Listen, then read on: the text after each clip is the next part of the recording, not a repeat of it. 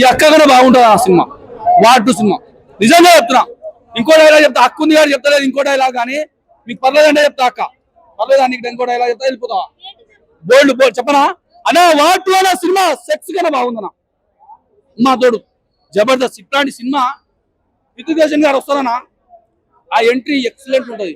దాని తర్వాత అంతకు మించి ఐ డైలాగ్ ఉందని ఐ సినిమా చూసినా, అంతకు మించి ఎన్టీఆర్ అన్నదో అంతకు మించి ఎంట్రీ ఉంటది. ఆ పాటలు ఏం పాడవనా, పాటలు బాగలేవనా, పాటలు అస్సలు బాగలేవనా.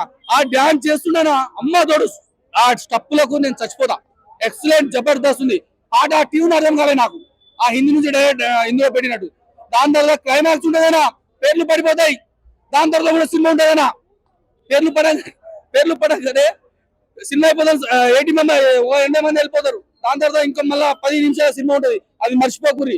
అమ్మతోడు బాలకృష్ణ ఫైట్ లో, బాలకృష్ణ అక్కడ నువ్వు కూడా పనికిరా కొడుకు కింద ఫైట్ లో గుదుడు అట్లుంటది వాటుల సినిమాలో. దాని తర్వాత బీజిఎంస్ అయినా సైతాన్ బీజిఎంస్ ఉంటాయి. ఆ బీజిఎం తెలుగు సినిమాలో రాలే నాకు తెలిసి. బీజిఎం జబర్దస్త్. జై అంటారా భయ్యా, అమ్మా తోడు భయ్యా, భయ్యా వాడుతూ సినిమా చూసాను భయ. 15 సంవత్సరాల తర్వాత నా జన్మ ధన్యమైంది భయ, నా జన్మ ధన్యమైంది భయ. 15 సంవత్సరాల తర్వాత ఎన్టీఆర్ సినిమా థియేటర్ చూడ ఇదే ఫస్ట్ టైం భయ. నేను నా జన్మ ధన్యమైంది భయ. కియారా బిగ్నిషన్ she is like a hot bomb. పిల్లలు పెద్దవాళ్ళు ఆ నారాయణ అందరూ కూడా ఎంజాయ్ చేస్తారు. ఎందుకంటే ఇప్పుడు స్పై థ్రిల్లర్ కాబట్టి నడుము ఊపులతో చెట్ల చుట్టూ పాటలు పెట్టలేరు. సో జస్ట్ ఒక లవ్ సీన్ లో ఒక మాంటేజ్ షాట్ లాగా Kiara Advani commercial movie glamour element ఉండాలి. సో దే రియల్లీ అది బ్యాలెన్స్ చేశారు. Fantastic. She is damn gorgeous.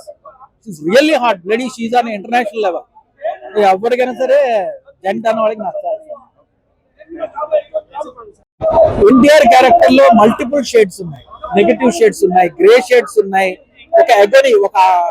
ఒక స్నేహితుడి చేత దెబ్బతిన్న వాడు దిగింది, ఇలాగ మల్టిపుల్